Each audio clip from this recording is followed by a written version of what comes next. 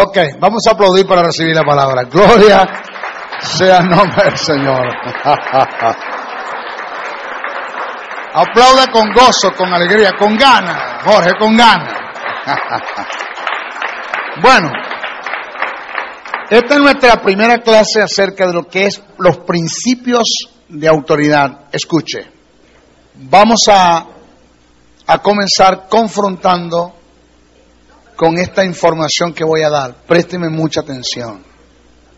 Señores, el que falle, el que quebrante principios por ignorar las verdades o por ignorar las cosas, las misericordias de Dios nos alcanzan. Pero el que usted conozca una verdad y usted trate de ignorarla, usted va a tener problemas con Dios. Esta es una de las materias que yo considero, entre todas las que doy, la considero, señores, pero básica de fundamento, de sustento. La considero básica para el crecimiento espiritual y que de ella dependen las demás cosas. Todas las demás cosas dependen.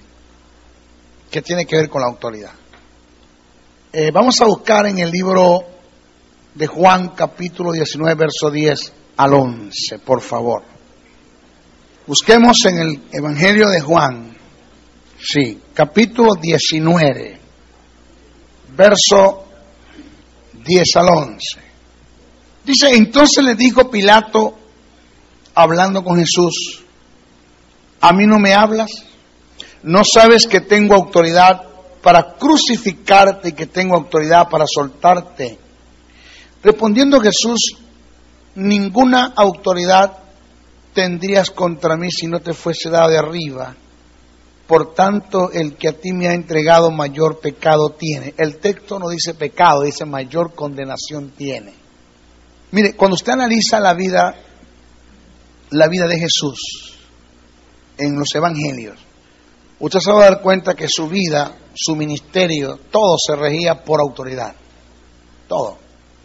Jesús siempre apelaba a la autoridad, muchas veces para dar respuesta a las preguntas que le hicieron. Por ejemplo, en una ocasión le preguntaron los fariseos y los saduceos, ¿con qué autoridad tú haces las cosas? Está hablando de sacar a la gente del templo. Sacó un poco de gente del templo y después le dijeron, ¿con qué autoridad tú haces esas cosas? De autoridad.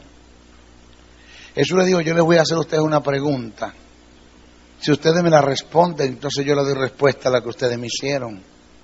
Y le dijo Jesús, ¿de quién es el evangelio de Juan? ¿De los hombres o de Dios? Ellos dijeron, si decimos que es de los hombres nos apedrea el pueblo, porque tienen a Juan como profeta. Si decimos que es de Dios, automáticamente estamos diciendo que le está haciendo lo que hizo con la autoridad que Dios le delegó a él. Porque si aceptamos que el ministerio de Juan es de Dios, entonces él también es de Dios, porque a quien Dios utilizó para ordenarlo en el ministerio fue a Juan. Entonces vamos a estar encerrados acá. A quien Dios utilizó para nombrar a Jesús y enviarlo al ministerio, el elemento externo que Dios utilizó fue a Juan. Si decimos que el evangelio de Juan es de los hombres, nos apedrea a la gente. Y si decimos que es de Dios, entonces estamos automáticamente, con la respuesta que estamos dando, aceptando que la autoridad con que Jesús hizo las cosas fue la que Dios le delegó. ¿Por qué? Porque si Juan es de Dios, Jesús tiene que ser de Dios, porque a quien Dios utilizó para enviar a Jesús al ministerio fue Juan. Entonces dijeron, nosotros no sabemos nada. Se quedaron callados. Entonces Jesús dijo, bueno, usted tampoco sé nada. Yo tampoco le respondo nada. Pero en el fondo, ellos sabían que Jesús le había dado respuesta a las cosas. Jesús apela. Más adelante vamos a ver cómo Jesús respeta los principios de autoridad, los respeta todos y se sometió a todos ellos. A todos ellos se sometió. Jesús los conocía perfectamente. Caminaba en ellos. El abuso de la autoridad, según Juan 19, 10, 11, que es el texto que acabamos de leer, es considerado como un pecado muy grave en contra de Dios, que te puede llevar a un estado de condenación. Si observamos bien el pasaje que se consigue en el texto antes mencionado, Jesús le dijo a Pilato, ninguna autoridad tendrías contra mí si no te fuese dado de arriba. Dice, por tanto, el que a ti me ha entregado mayor pecado o ha caído en un terreno de condenación. Observe, dice, por tanto, el que a ti me ha entregado. A mí me enseñaron que el que a ti, esto es un singular, por tanto está hablando de Judas, me está hablando de Judas allí, por tanto el que a ti me ha entregado, porque me está usando un singular, no un plural, me está hablando de Judas.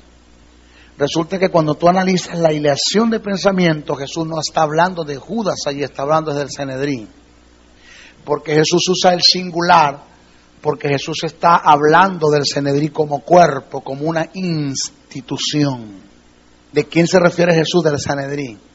No está hablando de Judas, porque Judas le entrega a Jesús al Sanedrín y el Sanedrín se lo entrega a Pilato. Agárreme que le voy a adelantar algo. Le voy a adelantar algo.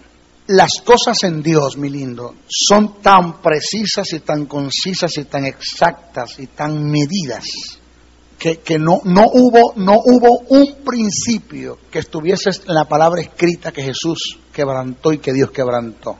Todas las cosas se dieron conforme a lo que está escrito. Por eso no es lo que dicen por allí, que Jesús vino a cumplir la ley. No lo dice la Biblia. La Biblia dice que Jesús vino para que la ley se cumpliera en él. Dice, yo no vine a abrogar la ley a los profetas, no de los profetas, sino a los profetas, sino vine fue a que la ley se cumpla en mí. O sea, eso de que, hermano, Jesús caminó perfectamente para cumplir la ley. No, Jesús no cumplió la ley se cumplió en él.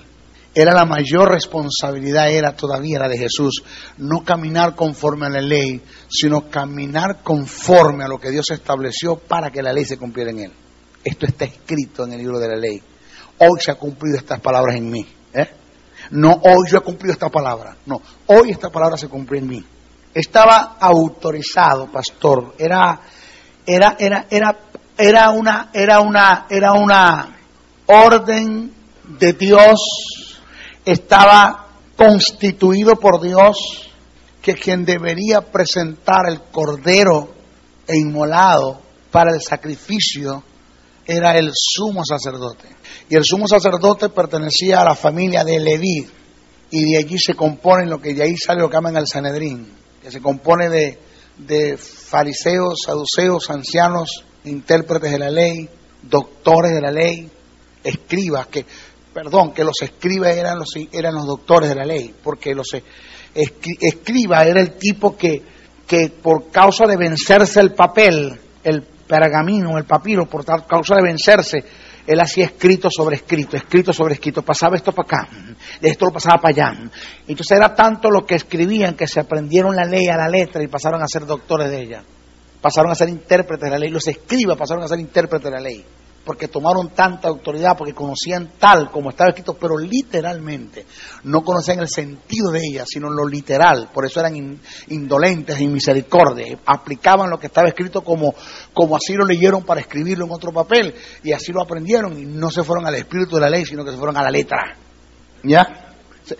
Memorizaron esto. Por eso Jesús dijo, la letra mata, más el espíritu de la ley, que es la letra, más el espíritu de la ley, que es el sentido de ella, vivifica. Entonces, ¿qué pasa?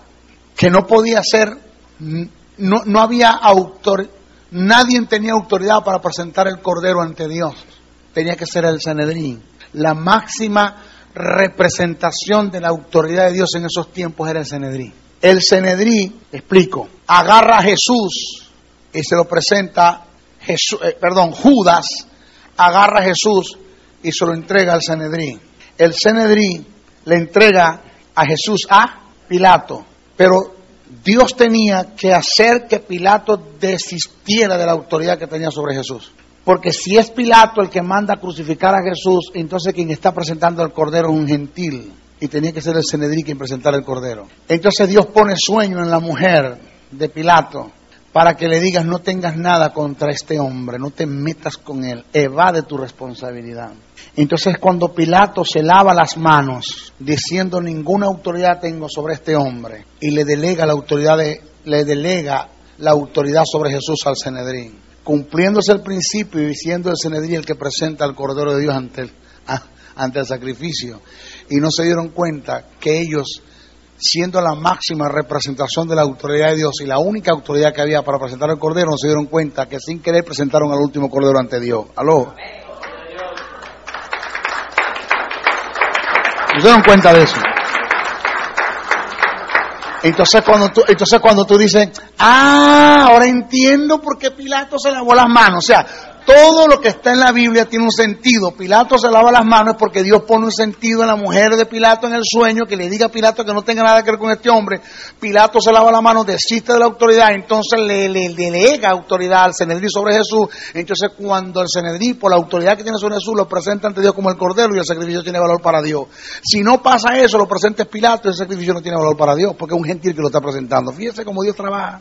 Diga ay. Correcto. Fíjense cómo Dios trabaja. O sea, el Dios que está en el cielo no es un loquito, ni que está tirando patas y mordido como muchos piensan, el Dios que sana, el Dios que enferma, el Dios que quita, el Dios que da. O sea, el Dios de los evangélicos. No, el Dios bonchón, el que tira patadas, hace mordiscos. O sea, no, la Biblia dice que las cosas Dios las rige por autoridad. De eso vamos a aprender. Entonces cuando dice, ninguna autoridad tendrías contra mí si no te fuese dado de arriba, por tanto el que a ti me ha entregado mayor pecado o mayor condenación tiene. Señores, rebelarse en contra de las autoridades donde estén representadas es el pecado más degradante que tú puedas cometer delante de Dios. Es peor que adulterar. Y una persona que se rebele contra la autoridad de Dios siempre tendrá su vida espiritual interceptada, y para esa persona no habrá crecimiento en nada. Por eso tú lo ves arruinado, obstinado, harapiento, mal vestido, enfermos, sin trabajos, porque tienen un antecedente de venirse revelándole las autoridades donde se encuentren, en el banco, en la universidad, en el liceo, en el trabajo, en la iglesia, en la casa, en el hogar. Y lo duro de esto, y lo bueno de esto es que donde usted vaya, usted va a conseguir la autoridad de Dios representada. Usted la va a conseguir representada. Y le voy a dar el ejemplo, así. Las señales de tránsito se componen de información, prevención, reglamentación y obras de mantenimiento. Las señales de reglamentación es la que pueden ser sancionadas, la que yo puedo colocarte una boleta como oficial de tránsito. Tantas unidades tributarias, caballero. Pero las señales, las señales de información no pueden ser sancionadas, gracias, o penalizadas.